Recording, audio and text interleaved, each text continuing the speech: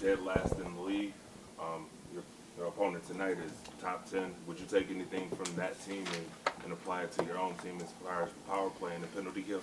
Yeah, I would say tonight, the first, up until the first goal, first 4 minutes of pressure and execution for us, we had some grind to our game, and we didn't have that consistently. We had it right out of the gate.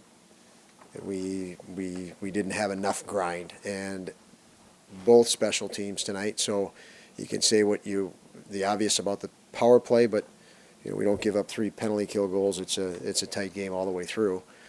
3 goals on the penalty kill, which has been somewhat good. But it was the grind. It was not willing to grind enough through the course of that game, and then you're going to be challenged in any area at that point, and that's the case. When did you learn about Tage? Just early this afternoon. Is it something that could be a while, or is it just for this game? No, I think it's going to be just for today. Don, I know injuries obviously have an impact on the power play, but over the it's been a year now where the inconsistency has been an issue for both units. When you look at it, is the problem structural? What do you think it's going to take just to get consistency? Because we know how important the special teams and power plays are. Tonight was what I said fits a lot of it. Grind, pucks to the net, guys to the net. I do feel Jack Quinn is going to be a help with that, with adding more to it. But it obviously is not where we want it to be. It needs to be better. But I would say the grind factor is something that we'll be bringing more emphasis to. Do you get the sense that it's too predictable, especially with the top unit when everybody's looking for Tage? They're just looking at the flanks. We need to take pucks to the net better and from different areas. So if you want to call it too predictable, that's a way to say it. We need to do some things differently. Coach, speaking of injuries, the Sabres last season around this time was averaging about 3.5 goals. This year it's roughly around 3. With all the injuries and having a rookie goaltender, what can the Sabres do as far as scoring to help out? We want to play with pace. We didn't tonight, and like I mentioned, you factor in that compete. I talked tonight about grind. When we do that and we can establish our game, we didn't do that tonight. We didn't establish our game. When we did, it was just at the outset for a few minutes, and again, too many lulls. So I think the scoring will come full bore when we can elevate the pace, and we've done that intermittently. We have to do that consistently. It seemed like many of your good scoring chances either went wide or over the top of the net. Is there any reasons for that you could put your finger on? No, Paul. They're there. They got looks and they miss the net.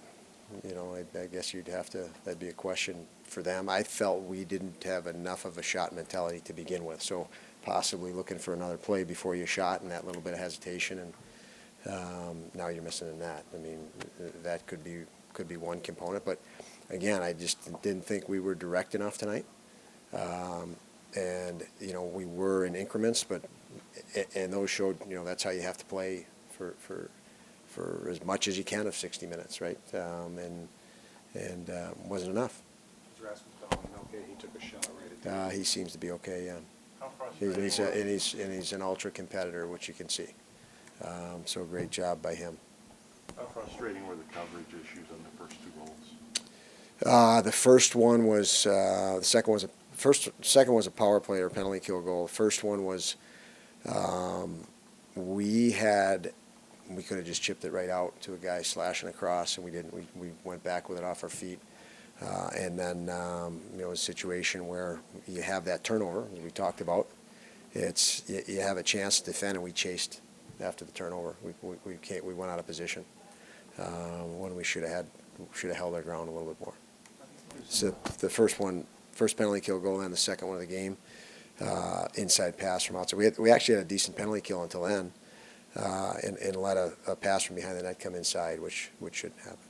you think the early deficits, a lot of it's just mental, like, the first It is, goal goes in. it is now. It's something now that you mentally have to just get over and move on. You got to move on fast, and you have opportunity the next day and the next day out, and you can't have drag from what you didn't do or didn't get done, and that obviously is a challenge that you got to move on quick, and obviously. With gaining the experience of what you had, but you got to move on mentally quick. How much of the misfires on special teams tonight is because you've just been off for 4 days?